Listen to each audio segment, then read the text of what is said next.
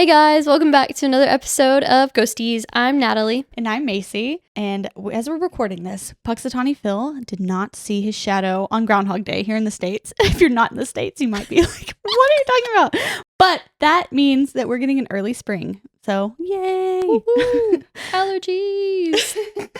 That's all I think. Yeah, well, I didn't, but now I do. I'm not ready. But in tandem with the longing for the fast approaching spring, we'll be discussing a topic that always makes me think of flowers blooming, plants thriving, and gardens, all things that come with the spring season. Fairies. Woo-woo. It was actually suggested by one of you on our YouTube, Dasha Day, I think is how you say her name. So really appreciate the suggestion, but I was immediately interested when I saw her comment. I was like, okay, yes, adding that to the list. Can't wait. Moved it up to like one of the beginning. Yeah, I'm interested. I don't know much of anything. Mm-hmm. I've come across a few TikToks of people like talking about like, I think they call it like fae or something like that, Yeah. and like things in the woods. Like, I don't know. I've come across some creepy things where people are like, don't touch it, don't look at it, it's fairies and fairies are gonna kill you. Like, Yeah. I don't know anything, so Yeah. I'm interested. I knew next to nothing about fairies as well. Like I had read a few books I think with Ferngully. fairies. Oh, Ferngully. That was my favorite movie. Still Mhm. still up there. If you haven't seen Ferngully, go watch it. It's so great. Yeah, that's a good one. But that's all I think. I think Ferngully, and then what are the like Tinkerbell? Like, I don't know Mhm. anything. Like, is it It's real? different. It might be. So they're It's just something. I don't know, because this seems like one of those topics that's Well, out there. it's definitely really heavily documented in folklore Mhm. and very heavily studied. Another thing, didn't know there was Studied? extensive study in mostly in the folklore aspect of it because I mean there's no true proof of a fairy. It's all passed on legends and stuff. Yeah, but I mean, legends have to come from somewhere, so maybe there's a little bit of a. Yeah. I don't know. I don't know how I feel. We'll get into it. I might be convinced of something, but for now, beginning of the episode, I don't know. Okay. I think it's a little out there. So the idea of fairies, which is an extremely broad term encompassing a myriad of magical human-like creatures and cryptids, has been around for centuries in the recorded world and likely even beyond that. Okay. I had to take a more general approach to this topic as we would be sitting here for hours, maybe even days, if I actually sat here and discussed every culture's definition of what a fairy is. So I'll be brief as I can possibly be because of who I am. Okay. But going to do an overview of what fairies are believed to be and then get right into some fairy encounter stories because that's where it's at for me. Okay. I love the Okay. stories. And I hope you enjoy this episode as much as I do. Same with y'all. I hope so too, because I'm still. I don't know. I don't I like like how this is a feeling. You know what I mean? Like, Yeah. I don't want to say like, it's bogus, but like, I don't. You don't know enough I whether don't know to anything. agree or disagree with their or believe or disbelieve. I know nothing. But like, if you come to me in my state right now and you like, we're talking about fairies, I'm like, why? But okay, I'm Keep an excited open for mind. this tea. Keep an open mind Yeah. with everything. Also, before we get going, if you have any fairy encounters of your own or experiences with anything paranormal, we just wanted to remind you to send it our way via email at ghostespod@gmail.com. We are putting together another listener stories episode because we love them. Mm-hmm. So send them our way and go ahead and subscribe to this channel if you haven't already. Share this episode too if you want to. But our tea this week is once again from Republic of Tea, which was suggested by Windy Weather. So I thought I'd mention that in. And we're so happy about it. So thank you, Windy. This flavor is wild blueberry. Woo! I'm so excited. So let's go.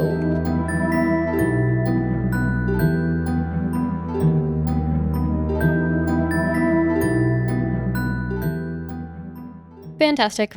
Very good. Very good. I love it. It's very springtime and fits the theme. I think it's very good. I really like tea. I really enjoyed it. I think Republic of Tea might be my new favorite kind of tea. I mean, we've I only might had agree. two, but both times didn't miss. They're both really good. Yeah. Yeah. So like we usually do, I'm going to start with a story. A fairy encounter. Oh, and wait. Shout out to Mom. My mom got me this mug. So I just wanted to say thank you. Oh, mine too. Thanks, Mom. My little heart mug. Hers is a heart too. I don't know if you can tell, but yeah. Thanks, Mom. Early one afternoon in May, I was sitting out in my garden. The rhododendrons were in flower, and it was a hot, bright, sunny day.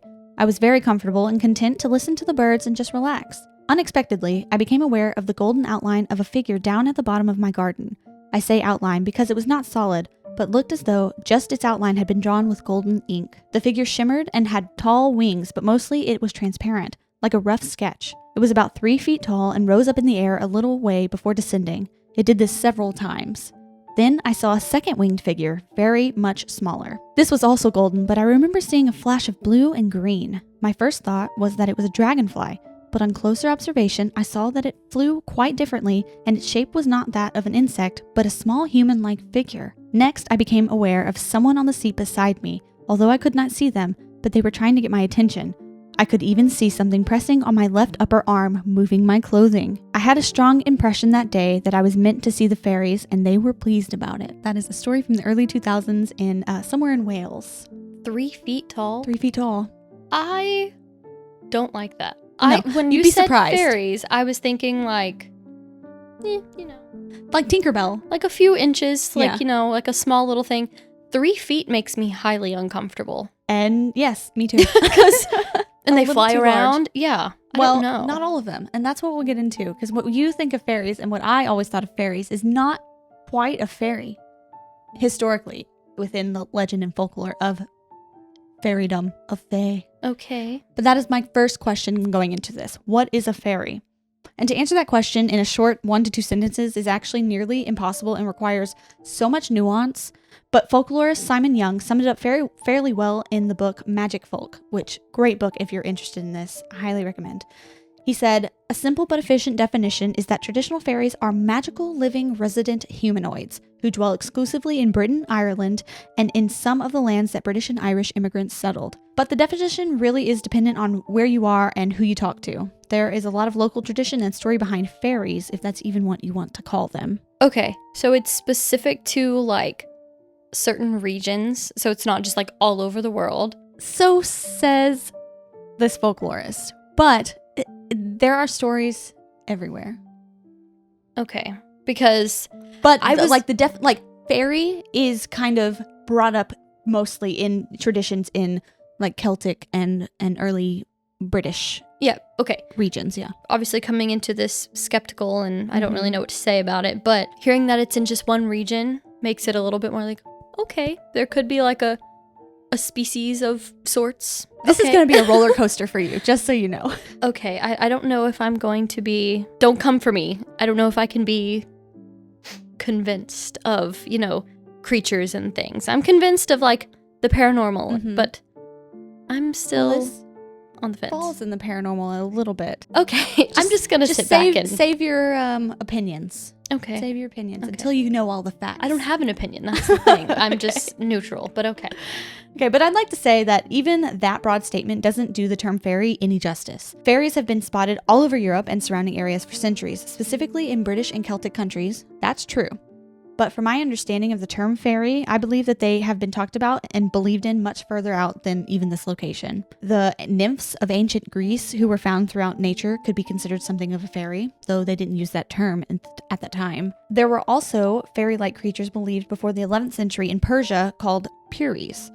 They were believed to be a mythical race trapped in their fairy form because of sin, and the only way that they could make it to paradise was to atone for their sins and complete penance in this form. They were winged and regarded as exuding beauty, and believed in still today by some populations in southwestern Asia. That's interesting. There are also fairies in the US talked amongst Native Americans, particularly in the Northeast.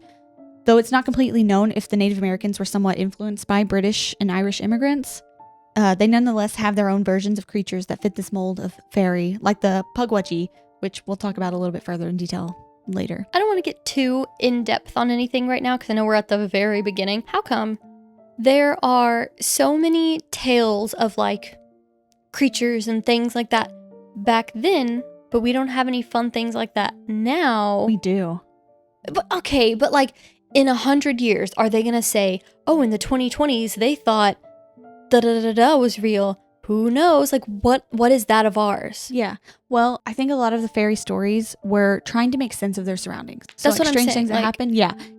They just like, oh, the tree fell out of nowhere. The fairies are angry. Mm-hmm. Like, you know, so, or my children fell sick. We must have done something to anger the fairies. Yes, that's Things like what that. I'm saying. It's like, I don't know. I'm sure there are things that we believe today to be fact that people 100 years from now are going to be like, No. Oh no, So- I agree. I'm sure, but it's just like things like that. It just seems like That's why I'm open-minded. okay, Because I You don't never know. My whole reality could be wrong. True. We don't know. very true, It's all a simulation. very true, very true. Just kidding. But as I said, fairies were essentially the personification of the wilds. They are generally described as magical creatures with a slight resemblance to humans and a penchant for trickery if they feel crossed. They are somewhat mysterious beings. I knew you will relate to fairies. Just maybe you are a fairy. That's why you're skeptical over here. You don't want us to find you out. No, I always pictured I you as wish. Tinkerbell anyway. I know that was my favorite like Disney Character? person growing up. Mm-hmm. But they are somewhat mysterious beings that are somewhere between human and spirit that serve a variety of functions for both humans and nature. Fae, trolls, elves, sprites, pixies, gnomes, you name it. All of these fall under the category of fairy somehow, and depending on what area of the world you're looking for your definition, you'll get a different answer to the question of what do they look like, what kind of interactions do people claim to have with them, and what kind of threat do they pose to humans. Okay. That's one thing I didn't know. Fairies are scary. That's what I've seen on TikTok because I end up on like the is it Appalachia? Is that how you say it? I think so. I end up on that side of TikTok where they're like, if you heard something, no you didn't. If you saw something, no you didn't. Yeah. And then it turns into like the fairy side. So like that's all I've heard is like, don't go into the woods. That's Mhm. the only thing I know. Which makes sense from a survival standpoint, like back in the day. Yeah. Like, don't go into the woods because the fairies are mad, or possibly that you could get lost and die of natural causes. Like things happening to your nature, or get eaten by an animal. So, True. I don't know. So, where did fairies come from? Once again, the origins of the fairy race have a variety of theories depending on who you talk to. There are the Sidhe of Ireland, who are thought to essentially be a race of supernatural beings watching over the lands, derived from the ancient deities called Tua de Danann, who came from Tir na Og. I am so sorry. I'm trying, okay? A place that's said to have had no disease, and everyone who lived there was perpetually young, and everything was created for joy and beauty. Sounds lovely. My ideal living situation. They are said to look similar to humans, particularly in size. So, I don't like that. as we talked about, when we think of fairy, we think inches, not 6 feet tall. Yeah, I want them to be small. I don't know. It's very intimidating. They're less threatening. Yes. Well, I mean, if they have magic, it's still... But if they're that tall and have magic, it's like... Horrifying. I'd rather them I'm be nothing. Tinkerbell sized and ruin my life than be 6'5" and ruin my life. That's scary. I agree. Because of the magic, they can take on any form that suits them. So maybe they can come to you as Tinkerbell, but really they look like... Maybe they're the gray aliens that everyone sees. I don't know. They were ruled by kings and queens, were a wealthy race that often had dancing and music in their grand halls where they lived underground. This is the base of my understanding of fairies. Human-like in appearance, but possessing some kind of magic and connection with nature. That's what I think of. Okay. Well, I always thought smaller though. Yes. There are thoughts that the fairies are like elemental spirits here to protect nature and the lands that they inhabit. Maybe they're spirits of the dead with unfinished business here on Earth. Is it possible that all the ghost stories we tell are just fairies? They're all one and the same? Meh. Some people believe. Some even believe that fairies were the spirits of pagans who passed away before they could hear the word of Christ. And even possibly that they were the spirits of unbaptized children who were too good to go to hell but couldn't get into heaven because they were unbaptized. That's really sad. It is really sad. Some also believe that fairies were fallen angels. Ooh. So when Satan and his demons were locked out of heaven and ended up in hell, the angels that were on earth at the time became fairies. So they're not quite angels from heaven, but they're not bad enough to be a demon. Aren't biblically accurate angels like 17,000 eyes and some feathers? I don't know. Isn't that what they I say? think It's there are just like some a people bunch say of that. eyes. Horrifying, by the way. Yes, Horrifying. I agree. The depictions I've seen, I like to think of them as Scary. the like fairy The little figurines that you Yes. buy at like the Bible store. Mhm. Yes, I- not eyes. just a monstrosity. Yes, that's Yes. So them being not quite angels but not quite demons can kind of explain the propensity to help humans but also have a mischievous side. So that makes a little sense to me, I guess. But this kind of theory came around when Christianity started spreading through the area. So to make sense of it with the religion, they kind of like maybe they're just Yeah. angels. Then of course there is the idea that all fairies are just demons or some kind of evil spirit from the spirit realm. Personally, I like to think that the fairies are some kind of nature spirit. yeah. Some kind of something put on earth to help along the world. I think that's what I a would want. nicer idea in my mind. Yeah, that's what I want. I don't know if that's what it is, but I just think they're like dealing with the flowers and the trees again. Fern Gully. Yes. That's my hope and my idea. I just don't like the idea of just demons crawling in every square inch of our earth. So yeah, I'm going to keep it with nature spirit. Yeah. In my mind. Me too. So as I mentioned, there are different types of fairies. To start, in Scotland and in various other cultures and traditions, there are said to be 2 classes of fairies. There is the Seelie Court, who are beautiful and seek to help humans in need. They're usually described as more beautiful and vibrant, and they'll often find humans for favors, only to repay them with blessings and wishes. Then there is the Unseelie Court. They are fairies who seek to harm humans, mostly. They have no interest in friendship and are ugly and cruel and just evil. They can perform dark magic and harm humans for entertainment, which is just ominous. Yeah. Among these courts, there are 3 types of fairies. Trooping fairies, or those who live together and form communities. Your I dream. Like that one. I was about to say, that's I'm you. going to be a trooping fairy. Solitary fairies, or those that prefer to live and go about their days alone and are often more of tricksters. Kayla.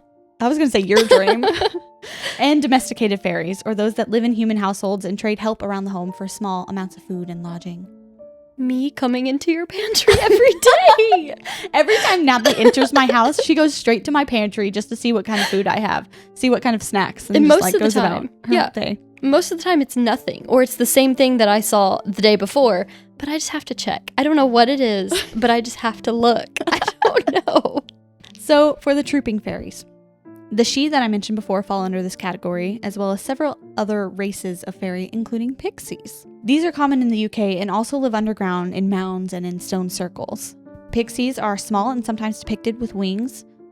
Side note, wings were not a common characteristic of fairies until around the 1700s.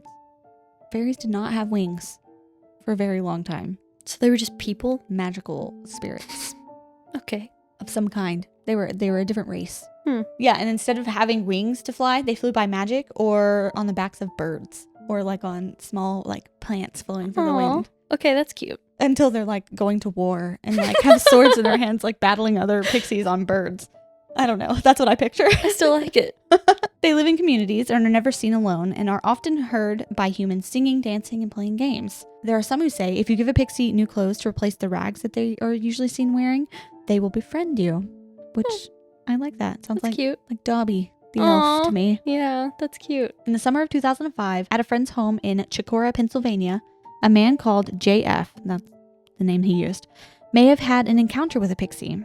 He and his girlfriend and several other friends were having a relaxing evening watching the sunset behind the house that sat up against a densely wooded area. It was nearly dark out, with the deck lit by only a single light, when the group heard a noise coming from a plant sitting nearby. Thinking it may have just been a bug or a small animal of some kind, they didn't pay much mind to it until it shot into the sky above the plant. The unknown creature was 12 inches tall and had a humanoid appearance apart from the large wings and pointy ears, and it had a light green glow coming from around its body. Oh, cute. It paused for just a moment in midair, then its bat-like wings opened up and began to flutter across the deck, quickly disappearing into the woods, leaving everyone in silent shock at having witnessed a fairy in action. That would horrify me. I would be like, well, gotta go. That, like, I'm out of here, never coming back. It all sounds like, cute and fun, but thinking of that really happening, I'd have to be checked in somewhere. I'd have to be a patient of some kind. Particularly if I saw it alone. Like, if I were alone, I'd be like, please help. Like, if everyone in the group saw it, I'd be like, time for bed. I had a teacher one time that, and this is just what I would do. She said she had to walk through a cemetery to get to somewhere because there was a cemetery on their property, and she was walking through and she was scared, so she was just like, Jesus loves me, yes I know, like the whole time walking through the cemetery. And that would be me the whole way home. I would just sit down and rock back and forth and sing because what? Yeah. It's honestly pretty scary, yeah. Yeah, no, I wouldn't look at it and be like, oh, a fairy. No. I would lose my mind. Especially because fairies aren't like super big in our culture, like here in America. Yeah. It's not really talked about too much until really social media. Yeah. Well, at least not in our region of the States. Yeah, which even then, that's like very, very niche, I feel like. Like, I always end up there, so Well, I don't yes, know. but like that's because It's you me. are who you are. But just like Kayla. Probably never She's encountered gonna be a like, fairy what are on y'all her talking feet. about? Hi, Kayla. So a type of fairy that I never thought fell into the category of fairy is a leprechaun. Oh, I was gonna say that. Yeah. And when you said something about Ireland, but I didn't know if like, this is gonna sound dumb, if like leprechauns were like offensive or something. I don't know. Because Yeah. like, I don't know what they are, or if it's like Some something kind that of- people just say about like Irish people or something. I don't know. Some kind of mythical creature. Yeah, I don't know. And so I was gonna say that earlier, but I was just like, I don't know if this falls into the realm of what we're talking about or if it's just completely like left field. But okay. Yeah. Glad you brought it up. I'm glad I did too now for your was peace like- of mind. The only exposure I've ever had with leprechauns is the decorations for St. Patrick's Day Mm-hmm. and the Disney movie The Luck of the Irish. Mm-hmm. That's all I know. Mm-hmm. Or previously. Me too. I've colored many coloring pages with leprechauns in school, but too. that's about it. So they are solitary in their day-to-day and are apparently cobblers, which is an interesting profession for a leprechaun, and they're typically mischievous. There is lore that says leprechauns are born to a degenerate fairy mother and have an evil spirit for a father. They are about 3 feet tall. I know, like a wild lineage. They are about 3 feet tall, and prior to the 20th century, they actually wore red coats rather than the green coats that they're depicted in wearing today. What's with the change? Someone wrote it in a poem or of some kind, and everyone's like, yeah, that makes sense. Green And stuff? just, yeah, now they wear green. See, I don't like that. They just rewrote. Some say History? that fairies who wear red are solitary fairies, and fairies who wear green are more trooping fairies, Interesting. which I thought was a cool little tidbit. Okay. So if you catch a leprechaun, they will show you the location of their gold that they've buried somewhere, though they will always try to trick you as best as they can. So never trust a leprechaun. That's what I've always heard. But that's also like, again, if I saw something like that, I would not be. I wouldn't be like, show me your interacting. gold. No, Like, I'd be I like, good day to go you, sir. away. Yeah. So I read one story of a farmer who caught a leprechaun who showed him the way to his treasure. The farmer told the leprechaun that he would need to come back with him so he could go get his shovel. But wanting to be off and away from the human, the leprechaun told the farmer just to mark the location with his hat. Just like, put your hat down, here it is. Now you can remember. And they split ways. Doing so, the farmer left the creature to go and return to his home to retrieve the shovel. When he returned, however, he found a field full of hats that looked just like the one he was wearing that he left to mark the spot of the buried gold. He spent his days digging for hours in each location, never finding the gold promised to him. That's hilarious. It's sad. It's not sad. He captured him. It's not his gold. It's the leprechaun's gold. True. So True. he deserved it. Okay. Well, I wasn't on his side, but now I am. You've convinced me. Another Irish fairy belonging in the solitary category is the banshee, which comes from the Gaelic word meaning woman from the fairy mound. I know you've heard of banshees before, right? On Halloween Town. The banshee appears to Irish families when a loved one has died. She can be old or young, but is always crying with swollen red eyes and a Oh. ghostly complexion. And just a loud, blood-curdling scream cry. It's just gut-wrenching. Oh my god. There is a theory that banshees are the spirits of women who died a brutal death. And if she was mistreated by their family, she sticks around waiting for all of those she hates to die with her. Which I kind of like, Me. but it's also still scary. Because I say it like every episode, like I will be haunting if I come to a brutal end and just. You will be a banshee? You'll Yup. become a banshee. Okay. Yup. I'll remember that. It was said that the person who is going to die will hear the keening of the banshee days before their death. So they're the first ones to hear it. And then after they die, their family sees and hears the banshee. That's eerie. That is so scary. Like, what a way to find out that your loved one has passed on. Just by Screaming? screams, cries from a spirit. It's dark, man. So I said we'd talk about it, but there are fairies here in the United States. And the story stays the same over here. They're all kind of similar. There are a variety of creatures deemed fairies that are human-like, sometimes even human mixed with animal looking, but they're smaller and seem to have some sort of magical ability or quality to them. They have also been known to help humans, but will pull pranks or even harm you if they feel like it. Just if they have a perceived slight, it's A little like, bored. Just. I'm done with you. One such fairy that belongs on the solitary list is the Pugwudgie. They are smaller, troll-like creatures that reside mostly in New England, who are mentioned in the stories and legends of some of the Native American tribes that lived in this area of the country. Some believe they are harmless unless provoked, and there have been many sightings, particularly in Massachusetts. even recently. There have been so many people claiming to have seen a Pukwudgie near Freetown State Forest that there is a Pukwudgie crossing sign on the road nearby. What? I mean, I don't cute. know if that's actually because so many reported it, or they're just like, oh, the Pukwudgie lives here, you know, like. Yeah, but it's still cute. Doesn't And scary. Massachusetts, that's like Salem? Mm-hmm. So they already have some like witchy and interesting stuff going on. So I believe it. I'm on board.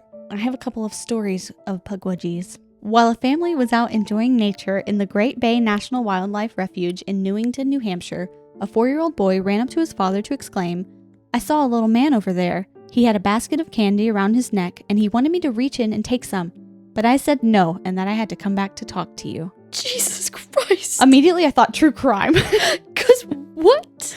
The father was obviously concerned and went with the boy to find what or who he could have seen, but there was no sign of a small gray man in the area because the child said he was gray. That's when he realized that there had been many sightings of Pukwudgies in the area over the years and told his child to stay close until they left the park. What do they want? Was he going to snatch him? Maybe. Oh my God. It's very possible. That's scary. And there was another story that I read of a woman who was walking her dog near Freetown State Forest, which is, I believe, where the Pukwudgie sign is. She came across a small, hairy creature that just stood there and stared at her.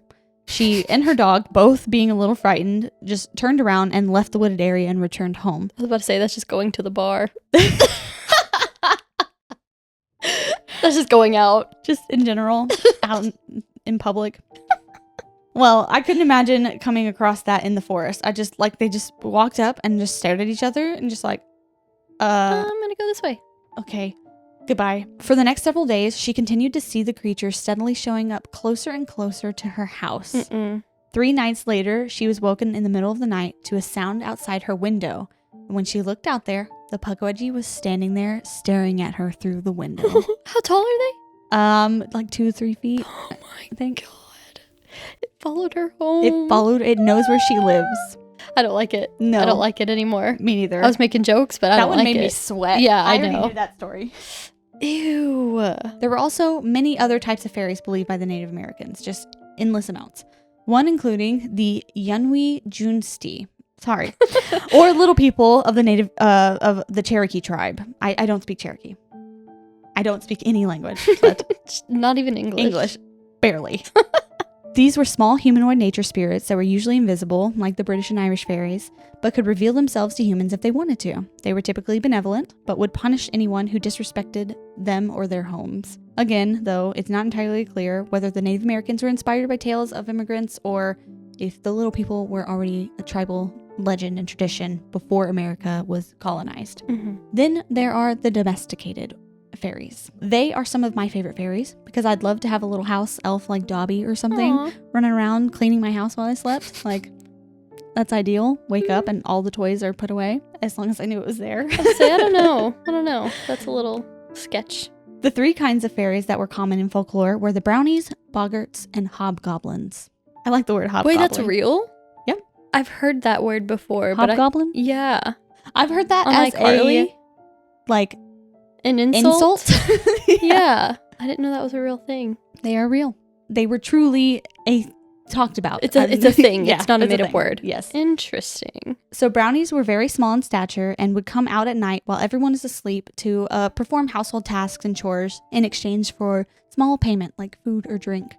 They love things like cake, milk, cream, and people would leave small amounts for them at night. Just Aww, like, thanks for the help. that's cute. They live symbiotically. They were seen as a sign of prosperity in the household, but they were very unpredictable. Side note, I remember a movie called Brownies or something like it about a little family who were like just these little tiny people who live like in mouse holes and stuff in houses and cleaned and took like little buttons and little things from them. Is this a fever dream? I don't know. Maybe I like, don't know. Anytime I did see like a cartoon though with like the little cutouts in the baseboards, I always wanted to live in one as like a little thing, as like a little mouse. I always wanted to. we looked it up. It's called The Borrowers.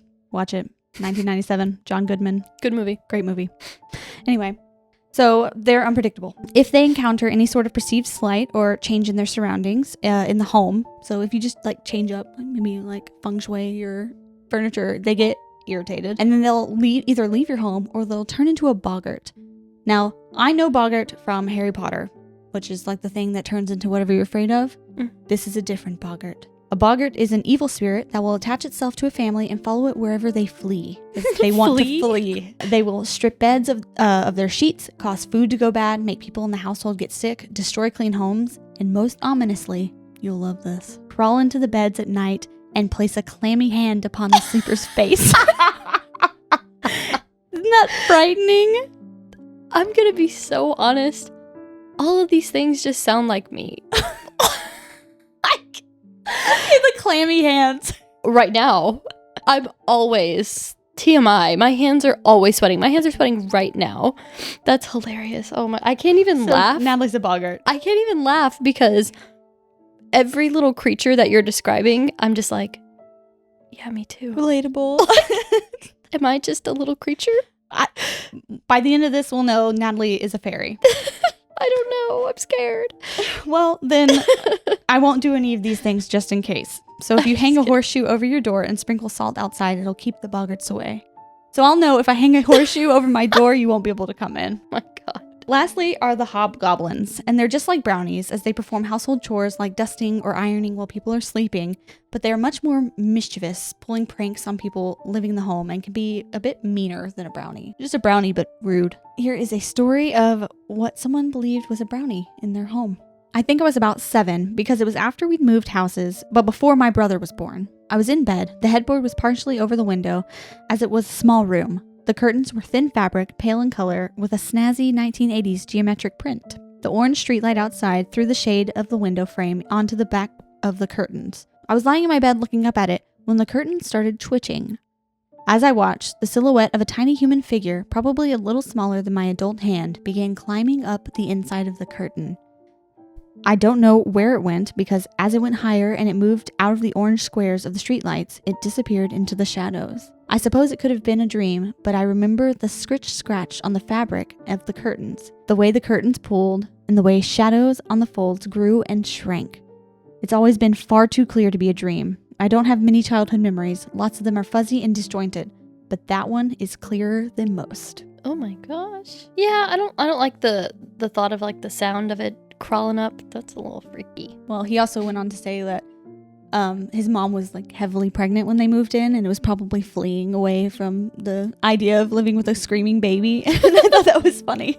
Okay, valid. All of the things I mentioned today, they're all different. They all have their little things, but in general, what most fairies have in common is that they all come from the wild and have a connection to nature. This could explain why a belief in fairies became prominent around the time of the Industrial Revolution, when people were just longing for a slow and more natural life. And could even explain why fairies have become extremely popular again in books and media more recent years, because I feel like there's like a shift going on right now where a lot of people, or maybe it's just because my feed, because of who I am, no, we hate a lot working. of people are like, not just working, Oh. just want a more simpler life and like back into nature. Oh yeah, I could see that. My feed is full of just homestead people. Well, yes, mine is So- not, but yeah, I could see that. And there are a lot of fairy books right now. I've read a few. But their connection to nature is a driving force for what they do, and they are very protective over their lands. They remain invisible and living within another realm, the realm of the Fae, but can allow you the fairy sight if it suits them while they protect their land or if they are receiving help from humans. Here's a story. This one comes from Alaska. So, in the States again. Weird stuff going on out there, I believe it. At the time, I worked for a crew fighting wildfires in the Alaskan interior forests. As we were cutting line around the fire, it began to rain a bit, and for the most part, the fire was controlled but still not contained.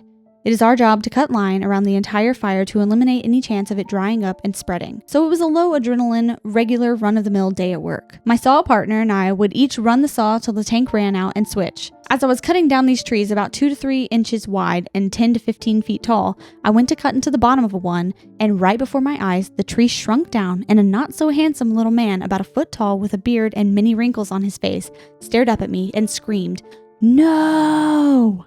My hands held steady, the saw that vibrated from the motor, and my eyes widened large. My partner later told me even through the string-protected lenses, he could tell something was amiss. He yelled my name with no response as I stood stiff, as well I probably would have, just like, You're meaning the Lorax? What are you supposed to do? He shook my shoulder, then my partner, a seasoned veteran and paramedic, shut off the saw and again asked me what happened. I still stay stiff until he turns me, grabbing both shoulders, and tells me to take a seat. For 15 minutes, he tries to get what happened out of me. How could I tell this man who trusts me with his life what I saw? You can't. No. No. Finally, he says he will have to call our crew supervisor. I turn to him and say, I saw an elf. He looks at me and just shakes his head in full acceptance. I look puzzled. I say, you saw it too? He says, no. I say, what? Trying to read his mind. Others on the crew have seen them? He nods his head yes. Understanding this, I keep silent and continue about my day.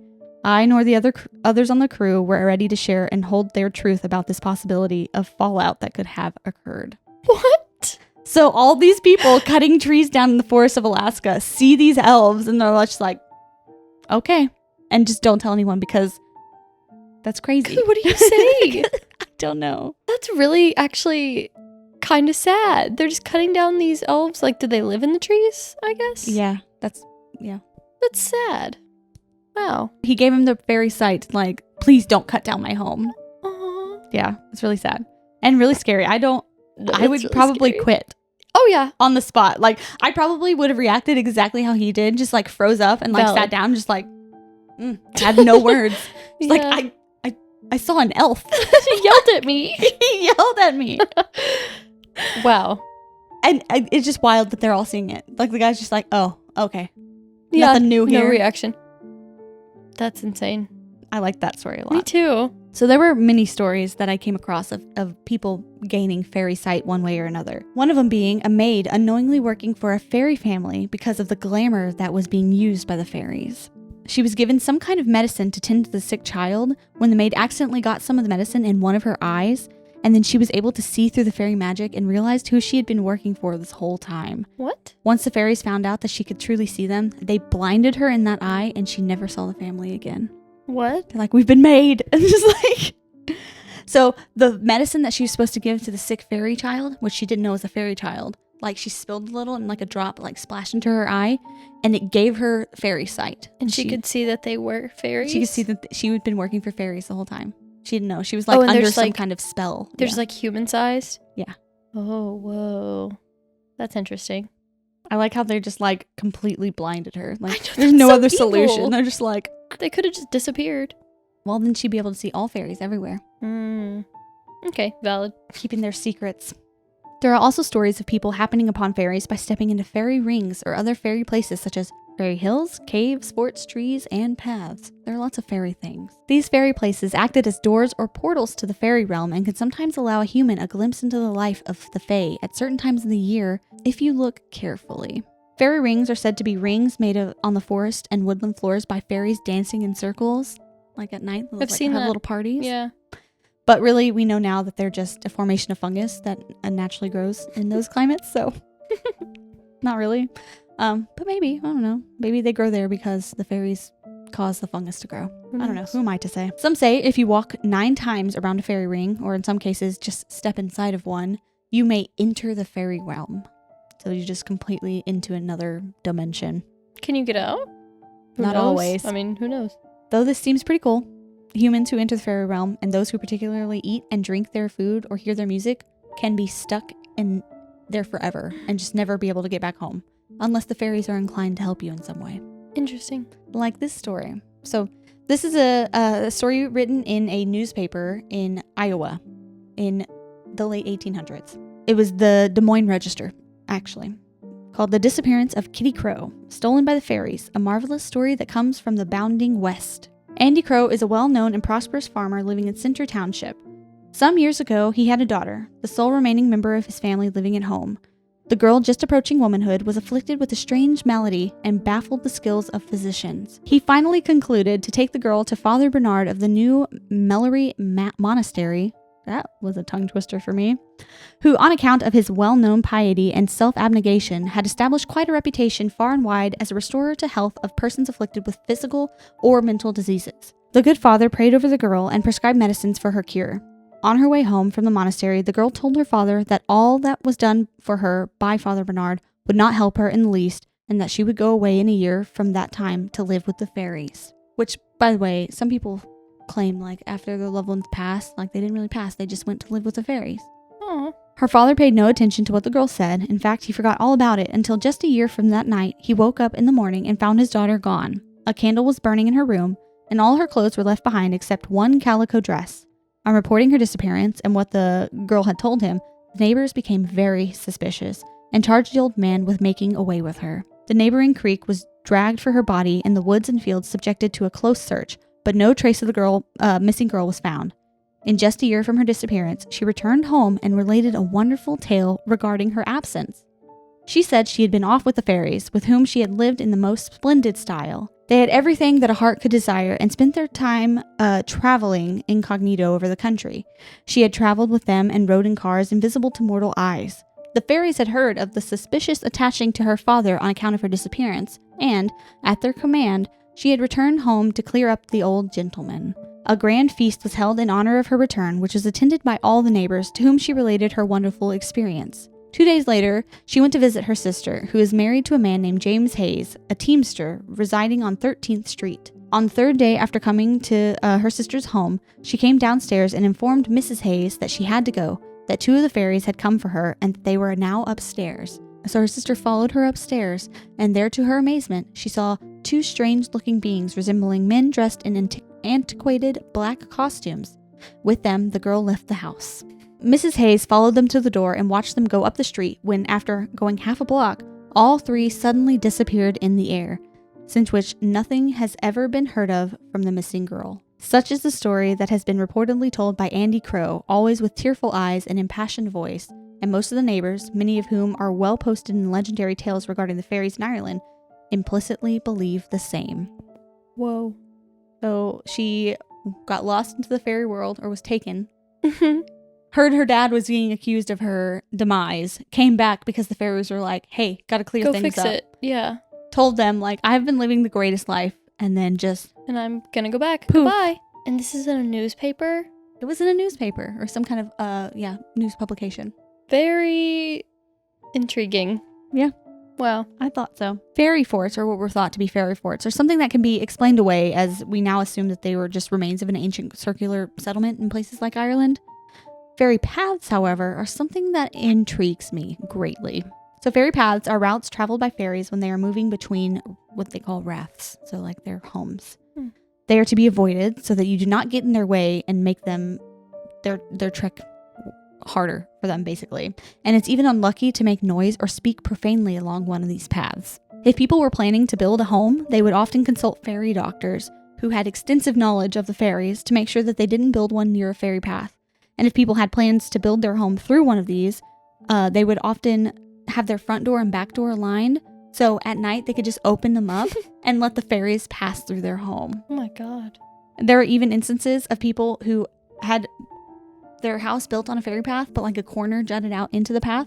So they just like cut off the corner and had like a misshapen weird spot in their home just not to go through the fairy path. That's really crazy. I think it's funny. I mean, it's like, cool. But like, that's crazy. Because like, okay. Continue. So you shouldn't get in the way of fairy paths, but you just should never mess with anything associated with a fairy. It can be very dangerous. There's one story of a farmer who half destroyed a hawthorn tree, often regarded as fairy trees, and suffered great misfortune following this day. It is said that fairies proceeded to kill all of his cattle, then his whole family, and once he was left penniless and in complete despair, he was evicted from his land. They are vengeful. They don't mess around. No. A second family moved onto the land, but made the mistake of chopping off a single limb from the same tree. The culprit then had to suffer through a broken arm and a case of insanity and eventually moved away as well. Oh my God. The third family to move to the land accidentally knocked the tree down while quarrying limestone, but out of fear attempted to lift the tree back up. Lucky for the family, the fairies realized that it was all an accident and only killed 2 of their cattle and condemned the farmer to a life of poverty. And that was lucky. Oh my God. They are vengeful. I mean, yeah. Just stay out of their way, basically. In fact, there were a lot of things done by people to keep them from disturbing or annoying the fairies, and plenty of stories of people's superstitions to avoid fairies entirely. There was a lot of fear surrounding fairies, for good reason, obviously, stories like that. Yeah. And the damage that they could cause to one's life. So dealing with the fairies was often feared and eventually was seen as a form of witchcraft, which could get you executed. There were instances of people like being executed for like consorting with fairies. One way that people have always tried to avoid encounters with fairies is by not calling them by their names. Even the term fairy could anger the fae, as they don't like to be referred to at all. Like, just don't refer to me. Don't So think what of are we me. doing? Well, we don't live in Ireland. Okay. So I figured we're safe. I was to say, if they're killing people, why are we just fairy, fairy, fairy, fairy? I'm not comfortable. Then I'll stop using the term. No, it's okay. I'm kidding.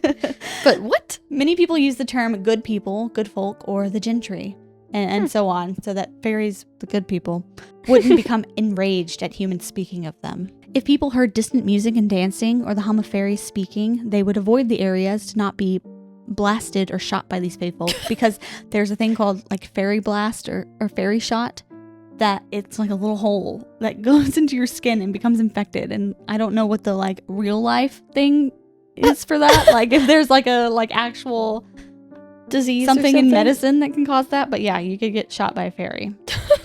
Very interesting. Even worse, get kidnapped by the fairies, because they will take you. Many unusual events happening in Irish countryside were blamed on the wrath of the fairies. Even the potato famine was believed to be like the fairies were just really mad at the Irish. No potatoes. Yep. And caused just destruction for Irish farmers. So it was best to do all things right by nature and to stay far away from any location that was known to be inhabited by these folk.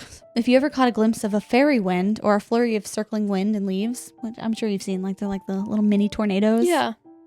That is said to be how some fairies traveled.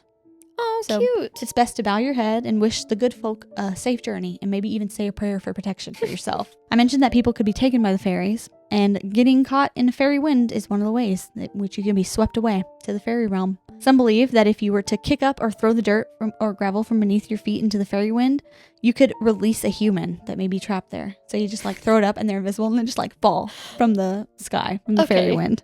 Okay. It's getting a little out there. You there. release them. Okay. Interesting, but okay. I just thought that was cute. That's cute, And but a little scary. yeah. The most menacing action connected to fairies was the kidnapping of children, or even adults, and the replacement with a changeling. What?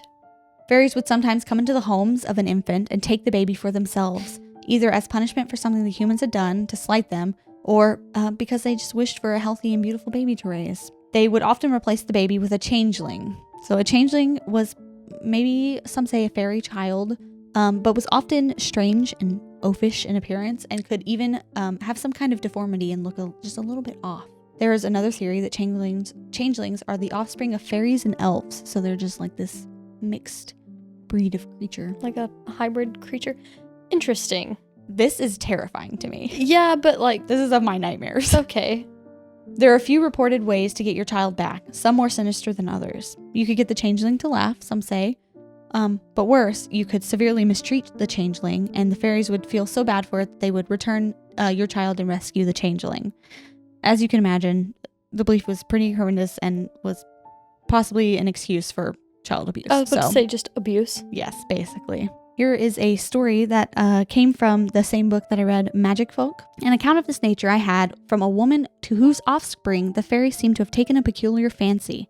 The 4th or 5th night after she was delivered of her child, the family were alarmed with the most terrible cry of fire, on which everybody ran out of the house to see whence it proceeded, not expecting the nurse, who, being as much frightened as the others, made one of the number. The poor woman lay trembling in her bed, alone, unable to help herself, and her back being turned to the infant, saw not that it was taken away by an invisible hand. Those who left her, having inquired about the neighborhood and finding there was no cause for the outcry they had heard, laughed at each other for the mistake. But as they were going to re-enter the house, the poor baby lay on the threshold, and by its cries preserved itself from being trod upon. This exceedingly amazed all that saw it, and the mother being still in bed, they could ascribe no reason of finding it there, but having been removed by fairies, who by their sudden return had been prevented from carrying it any further. So they snatched the baby, and they're like, oh, we're caught, so they just left it there? Yes, so like one of the fairies like cried out fire, and like everyone left except the mom and baby who weren't able to. Left the mom and baby. They all just ran out forgetting that I guess there was a baby in there, and then they're like, oh, no one's here, and they walk up and the baby was just laying at the threshold and it was almost taken away. That's really scary, but also shame on them. Yes. They just left the mom and the baby like, good There's luck. like a nurse there to help. She's just like, fire. Horrible. That's scary. There are many stories of adults being taken by fairies as well, either as a form of punishment or for you to marry into their families sometimes, or maybe even to take care of and nurse a fairy child, a la Peter Pan and Wendy. Oftentimes, an enchanted log would be left in their place, and it would transform to look like you, but would quickly become sick and pass away in your stead. One actual story reported in Ireland in 1895 tells of a man who killed his wife, believing that his true wife had been taken by the fairies, and this was a replacement. What? So, Bridget Cleary had become sick and was dying after being diagnosed with bronchitis. Michael Cleary, her husband, was convinced and eventually convinced Bridget's own family that there was no way this sickly being was Bridget that they knew and loved. So they threw her into the fireplace, which a common tactic to get fairies to bring back your loved one was to throw the enchanted log into the fireplace or the changeling, and it would shoot up into the chimney and out into the sky, and the fairies would bring back your loved one. Oh my god. That didn't happen. Well. And she, however, did not return because Bridget was not taken by the fairies, and she passed away. See, that's wild. Yeah, I don't really have words, because what? I just, like, only thing I can think of is, like, in his grief, he was like, this can't be my last chance of getting her is to throw her into a fireplace. I don't know. Horrible. I can't That's make sense horrible. of it. While getting kidnapped by the fairies was probably one of the worst fates for people, there were other ways that fairies could let you know that they were angered with you, or really just to mess with you for fun. You could become fairy touched or pixie led while out on your travels. You could be traveling on a road well known to you when suddenly you're lost and not sure where you are. You will continue to travel in a state of confusion until you can come to your own senses or somebody is able to rescue you out of it. There was actually a court case in 1880 detailing one man's experience of being pixie-led. What? And it's really interesting. Here, the plaintiff sought to recover the amount of Summer's wages. The reason assigned for the detention of the money appeared to be that the plaintiff was absent from Hickey's service, without leave, for about 13 days. This was accounted for by the plaintiff, who contended that he left his home 2 hours before dawn for the purpose of going to work, and that all he remembered was seeing a funeral when he lost his senses and was carried away by the fairies. A witness deposed that he discovered the plaintiff 3 days afterwards, lying speechless on the ground. The defendant did not deny the allegation concerning the interference of the fairies, but submitted that the lost time should be made up. Judgment for plaintiff for amount sued for, with the exception of some cash admitted to have been received. So he went into court because his employer was like, he just didn't show up for 13 days. I had already paid him. He needs to pay me back. Yeah. He's like, I was taken by the fairies. Like, I don't know what to tell you. And the guy was like, cool, you might have been. Cool, I believe that. You still owe me money. It's like, put into court record. But the fact that he wasn't like, BS, no, he was just like, yeah, you were, cool, but I need my money. That's crazy. Yes. I think that's so crazy. Funny. There's another story from a letter to the Transactions of the Devonshire Association of a woman named Mrs. G. Herbert, who was able to break herself out of the trance brought on by the fairies. So in 1925, a then 35-year-old Mrs. Herbert was riding a horse on the moors of Dartmoor one sunny day. She knew these moors like the back of her hand and was in a well-traveled area when she inexplicably lost her way. She knew the landmarks and places around her, yet was utterly unable to decide which way to go. Realizing that she was likely being confused by pixies playing with her, Herbert took action, turning her pockets inside out as a powerful charm against fairy magic. This did the trick. Everything around her became familiar again, and she was able to ride home safely. Turning her pockets inside out?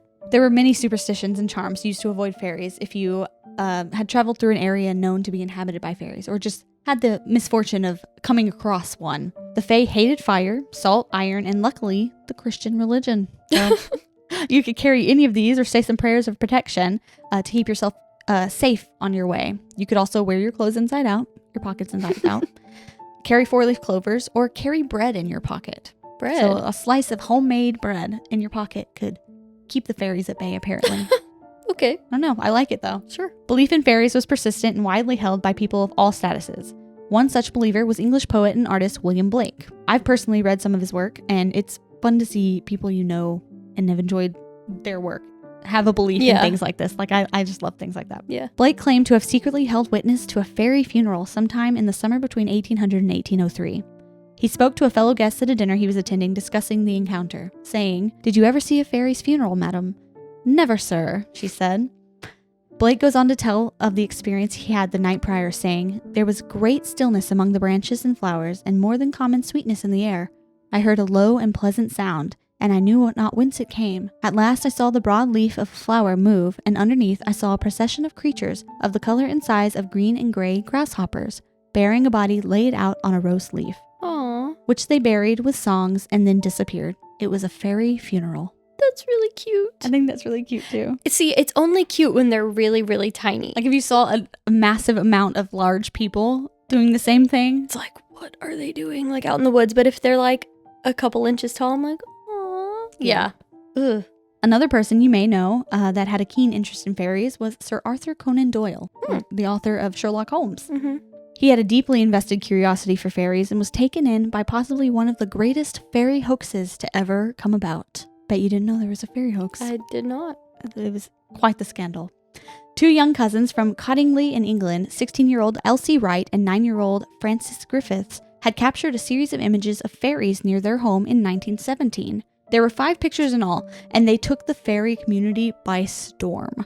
They became so widely known that Sir Arthur Conan Doyle spoke to the 2 girls personally to suss out whether the photos were somehow faked. The girls insisted that they were real and convinced everyone of their authenticity. Unfortunately, in the 80s, both women admitted that they had faked the images at first to trick their families, but got caught up in the flurry of responses. And yeah, That's funny. it's really sad.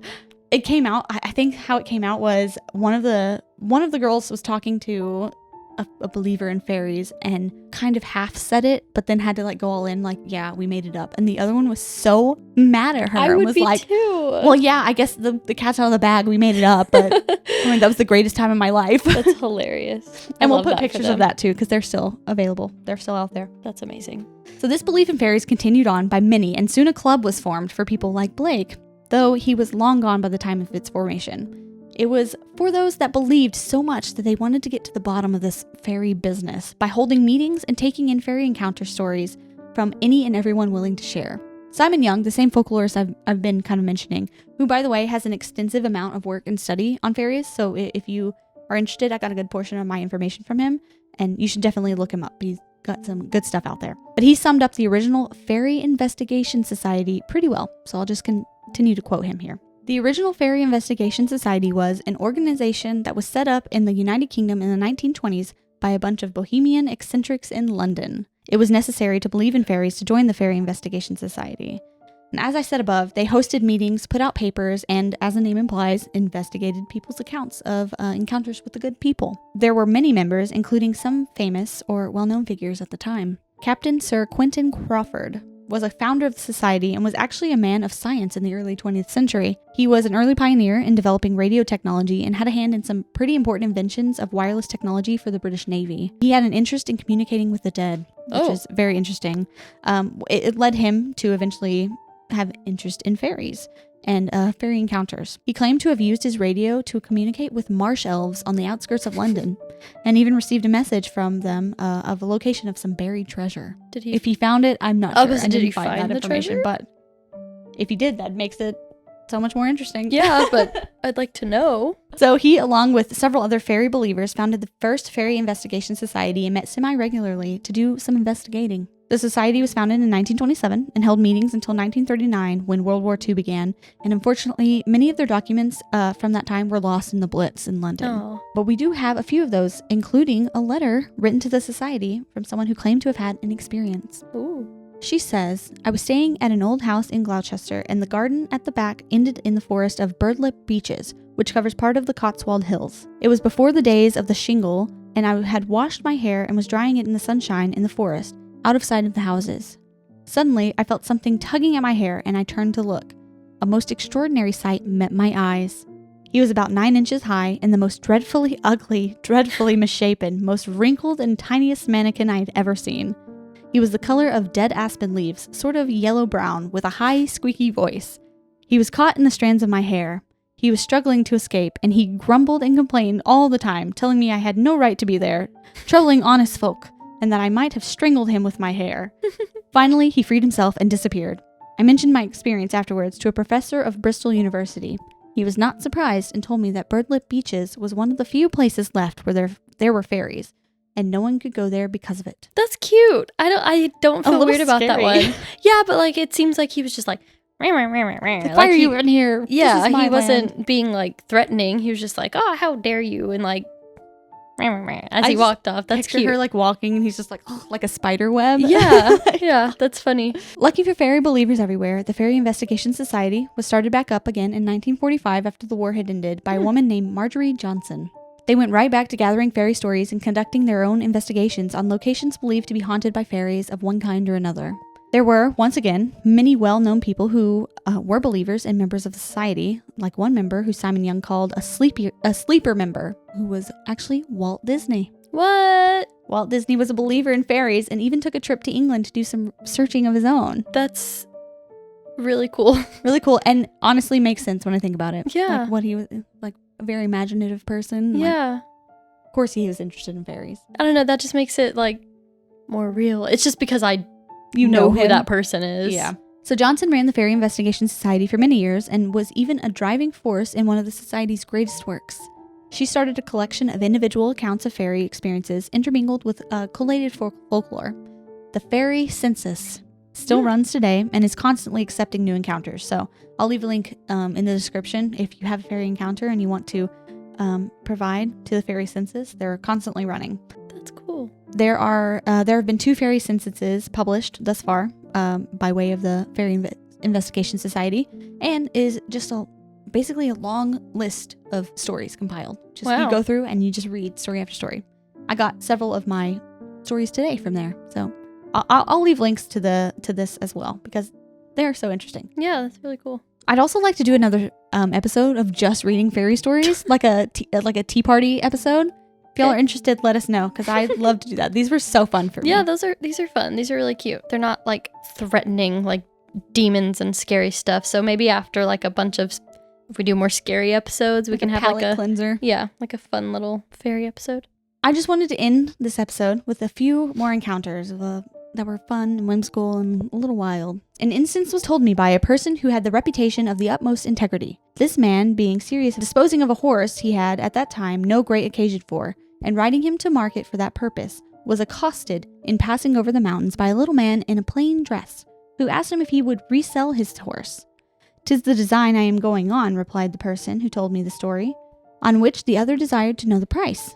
£8, said he. "No," resumed the purchased, "I will give no more than 7, which, if you will take it, here is your money." The owner, thinking he had bid pretty fair, agreed with him, and the money being told out, the one dismounted and other got on the back of the horse, which he had no sooner done than both beast and rider sunk into the earth immediately, leaving the person who had made the margin in the utmost terror and consternation. As soon as he had a little recovered himself, he went directly to the parson of the parish and related what had passed, desiring he would give him opinion whether he ought to make use of the money he had received or not. To which he replied that as he had made a fair bargain and no way circumvented nor endeavored to circumvent the buyer, he saw no reason to believe in this case it was an evil spirit. It could have any power over him. On this assurance, he went home well satisfied, and nothing afterward happened to him, any disquiet concerning this affair. See, I wouldn't trust it either. That's No, he's what? like, "Hey, can I buy your horse?" Sure. Here's your money. Gets on and is just like, shoomp, right into the ground. No. I would have been dumbfounded. Just rub my eyes. Like, did I just see what I think I saw? That's insane. Consulting your local clergy is always a good idea. So here's one more. Wanted to end on a happy note. This one came from the Fairy Census. Around August or September of 1991 in Cornwall, UK, whilst driving down a country road with hedgerows either side, traveling at a speed of around 45 to 50 miles per hour, something compelled me to look into the hedgerows. I saw a brown, leathery-skinned, very angry-looking old man standing about 2.5 feet high, completely naked apart from a loincloth-type clothing. He was pointing right at me with his index finger. What happened in an instant seemed to last forever. I then braked sharply, only to realize the road was falling sharply towards a sea wall. If I hadn't braked, I would have driven over the seawall and over the cliff face, as I was not on the road I thought I was. I had my then wife and baby son in the car with me. I, 40, considered this pixie to have saved our lives. Okay, so was it like a fairy, or was it like kind of like, I don't know. Like a fairy gnome. I think gnomes belong in the fairy category of some kind. And it was just kind of like his guardian angel that day. Yeah. That's... He was like, hey, watch it. That's I mean, period. That's a little scary. But also, like, thanks, ferryman. Yeah, no, that's cool. That's cool. I like that. I like the stories where they do something nice and not like kidnap your children. Yeah, no, because that's horrifying. Yeah, that was honestly the scariest part of me researching this. But I love that story. I thought it was beautiful. Yeah, that's cute. So, opinion on fairies? Where do you stand? I think I'm still on the skeptical side, just because it's like, I don't know that I believe in creatures per se. I mean, I think the stories are fun. I like them. I like the little positive ones, even the ones where they're like, meh, meh, meh, like being like rude. I think that's funny, but I don't know. I still don't know. I'm still on the fence. This is fun. I like to talk about it. I think it's a fun little topic. I would like to do more stories on it just to hear the fun little encounters, but people lie. People can lie. Yeah. So I'm still... For funsies. Don't sue me, but I just think, it was fun. I am also on the fence. I don't know. I like to think that they're out there. I think that's really cool. It's fun. And sweet and makes life more interesting. Yes. I don't know. I think I might have to see it before I believe it. I was going to say, this is kind of that one. It's like, I'd have to see. Yeah. Honestly, have my own encounter. So, I don't know if I believe, but if I walked onto a fairy ring or some kind of fairy place, I don't think I'd take the risk of stepping into the fairy ring. No, I don't think so either. Maybe not. Maybe you are, maybe not, but I'll just be on my way. Yeah, I wouldn't mess with it just because I wouldn't mess with anything, really. But I don't know. So what does that mean? I think we are skeptical believers. I guess so. We're not quite in the fairy investigation society, but I think we're on our way. No, but it was fun. This was fun. It was very fun. And this is where we'll leave you today. So if you enjoyed these stories, leave a comment down below and maybe we'll do a fairies part 2. I think that would be a lot of fun. Just tea party fashion where we tell each other stories back and forth. Please like this video and subscribe if you haven't already. Rate and review if you're listening on podcast. And follow us on Instagram at GhosteasPod if you would like to see some fairy photos. I might post them in the video too, but if I can remember. But send us your own spooky encounters by email or your fairy encounters at ghostiespod@gmail.com. We're so excited to be going on this adventure with you guys. Don't forget your slice of homemade bread in your pockets next time you have the desire to go frolicking in the woodlands. And we'll see you next Monday. Bye.